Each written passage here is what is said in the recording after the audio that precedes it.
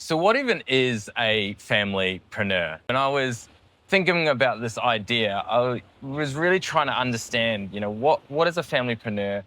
Why does it matter? And why is it important to have a distinction between a familypreneur and an entrepreneur?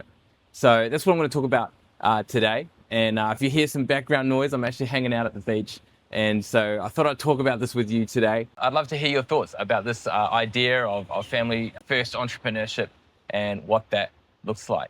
So where this idea came from is entrepreneurship, I feel, has really been hijacked by this idea of hustle culture, where you've just got to work really hard.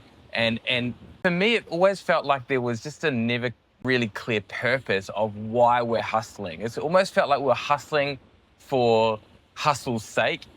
Yes, we want to get ahead. Yes, we want to be financially free. Yes, we want to do incredible things and make money and go on great holidays and all of these kind of things. But for me personally, it just felt like we were missing the point.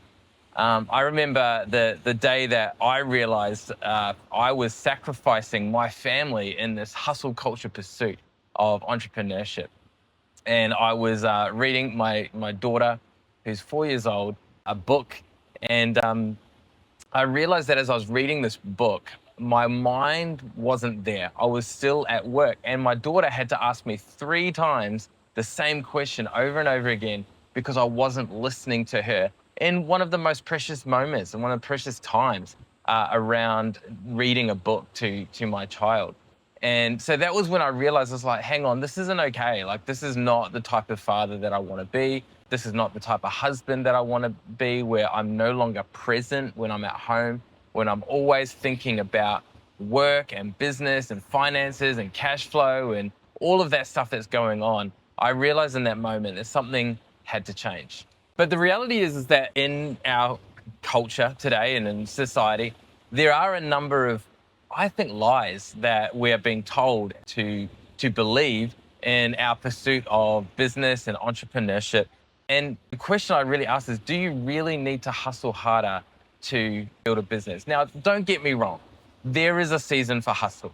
I think whenever we start a business, we all have to hustle. We all have to work hard. We all have to kind of get the thing off the ground. Like, there is a season for that. But if you're years into your business and you're still hustling, I feel like there's a problem here. And if we keep doing this, what is the cost of that? Is it going to be your family? Is it going to be your marriage? Is it going to be your relationship with your kids? Some of these costs is it really worth the hustle that we need to do to get to business? And the question is, do we really need to do it in the first place? I think that's the biggest question, I feel, is we make up this assumption that we have to hustle so hard just to be successful.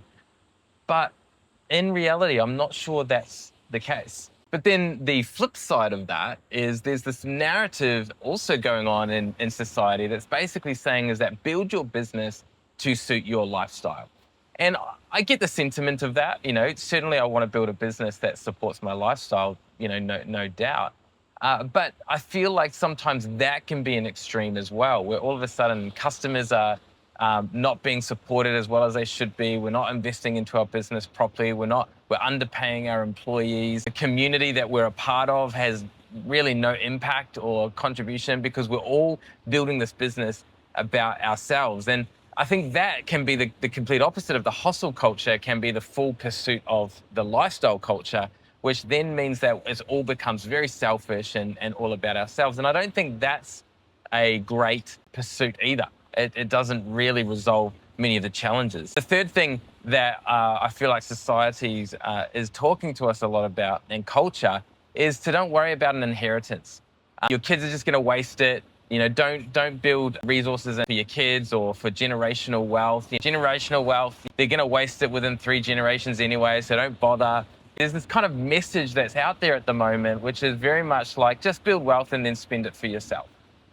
And I think the thing is, the reality is that kids will waste resources only when no one teaches them how to steward it.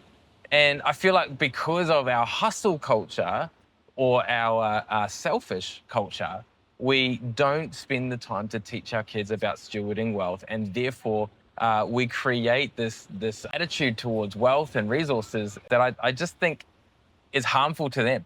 But not because the resource is harmful, it's because we actually haven't done our job of parenting and teaching our kids how to steward it. It's what I feel is that it's a symptom of absent parenting, not a symptom of entitlement. Or it becomes entitlement, but that's not where the heart of the issue is. So here's some observations about kind of what I see as a familypreneur and how they are very different, I guess, in their pursuit. You know, the idea of a familypreneur is family-first entrepreneurship. That's really where the concept and idea comes from. And what I found is that insecure entrepreneurs tend to seek external validation. You know, they're looking for the awards, they're looking for the vanity metrics, they're looking for all of the things that will prove to everybody else that they are valuable, that they are worthy, and that they are successful. But secure entrepreneurs, what they value is internal freedom. You know, they value having time to spend with their family. They value time not having everything in their mind where they're running from problem to problem to problem, but they have that sense of peace, they have that sense of freedom. That's what the pursuit of a secure entrepreneur is looking for. And so what they need is not more revenue. What they really need is more cash flow, better systems that can free up their time. They want more bandwidth for their family. Those are the types of things that a secure entrepreneur is looking for and wanting to build towards. One of the other things that I've learned and observed about familypreneurship is that businesses and families thrive when the business supports the family first. There are many businesses where they sacrifice the family for the sake of building the business, and then both fall apart.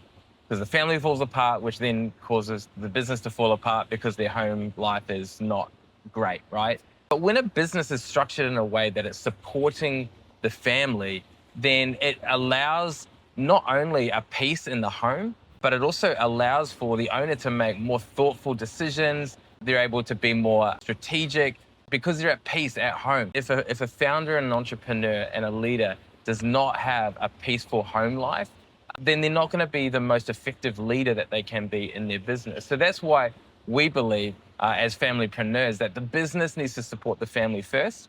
That's not to say that there aren't sacrifices that need to be made at times, but the idea is that as a priority, the business does need to support the family. One of the third observations that I've seen is that generational thinking changes how you think about every decision. There's this idea that, as I was saying before, that generational thinking is a bad thing. But I think when you think generationally, how you build your business, how you build your family, how you build your finances, it changes everything about how you make those decisions. When you're thinking about your kids and you're thinking about what you're going to leave to them, you have to think about the example that you're going to set to them about how you steward resources. So yeah, are you going to go out and buy the fancy car and waste all your money if you know that there is another generation coming through that needs to learn how to steward? So if you don't think generationally, you make very different decisions as to when you do think generationally. And it really comes down to the thing of whether you value the idea of setting your kids up for a greater future. And I don't mean that just financially. I think about that from a perspective of values. I think about that from a perspective of attitudes and hard work and work ethic, and whether that's faith, whether that's how they operate relationally, socially. All of these things matter when we think generationally. When we don't think generationally, we tend to think very short-minded, very short-term. But when we think generationally, we think way more sustainably and way more long-term.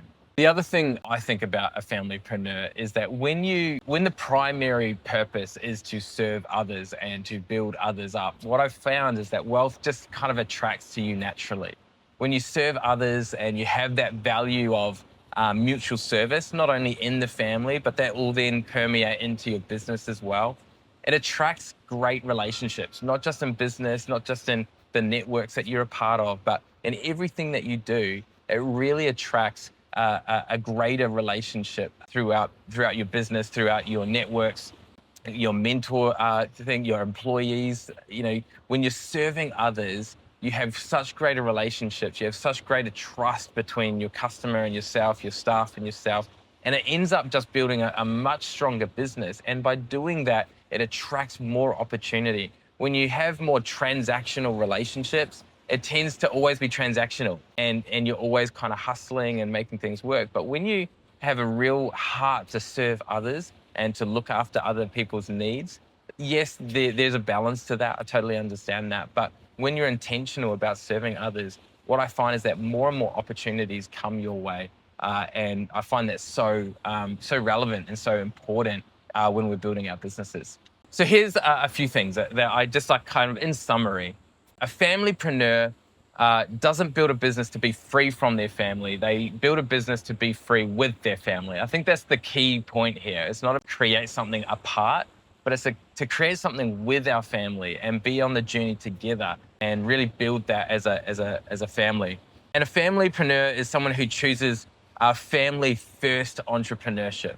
It's someone who's building a business that becomes their family's most powerful wealth-building tool. We live in a very different culture. I'm based here in Australia, and for a very long time, the wealth-building strategy has always been property, and that's getting harder and harder with the way that prices are going. But the one thing that's accessible to everybody is to build a business that generates an income that allows you to invest into, whether that be property or shares or different wealth-building strategies. But the first place that is the most helpful is to increase your income. And if we can do that through business in a way that not only builds your family wealth, but also supports and provides your family, I think that's the goal and what we're trying to achieve. The other thing is an entrepreneur chases significance. They're chasing accolades, they're building an empire. It's very self-serving in that way. Whereas a familypreneur builds significance in others. I think that's the real key. You're building significance in your kids. You're building significance in your wife and partner. You're building significance into your employees. And when you focus on building significance into others, your own significance comes. Like it kind of comes naturally, but it's not something that you have to pursue when you're building significance into others. So I want to leave you with this idea. What if the greatest legacy you could leave behind is not resources, it's not finance, it's not a business, but it's an example to your kids of what stewardship looks like, what a great man, what a great woman looks like for your children to follow. Like, what if that becomes the greatest example that you can set for your family?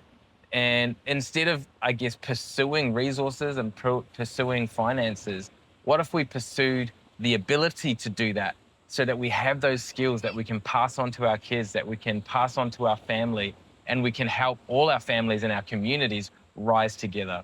What if we can teach them what a strong work ethic looks like, an intimate and loving marriage, a present and involved mum and dad, a blessed and supported community? And it may seem idealistic, and you'd probably be right, but it's not impossible. It requires intention, it requires prioritization, and it requires implementation. It requires us to actually go out and do the hard work of doing that. So if you'd like to be a part of our movement of familypreneurs, I'd love to encourage you to like, subscribe, and follow, and just be a part of our journey. We're going to be talking a lot about family. We're going to be talking a lot about generational wealth. We're going to talk a lot about the inner work that needs to be done to be a familypreneur. And if you'd like to be a part of that journey, I'd just love you to join us and comment below what your thoughts of what you think a familypreneur looks like and what are the things that you think are the benefits of that. So hopefully that was helpful. I will catch you in the next one. See you later.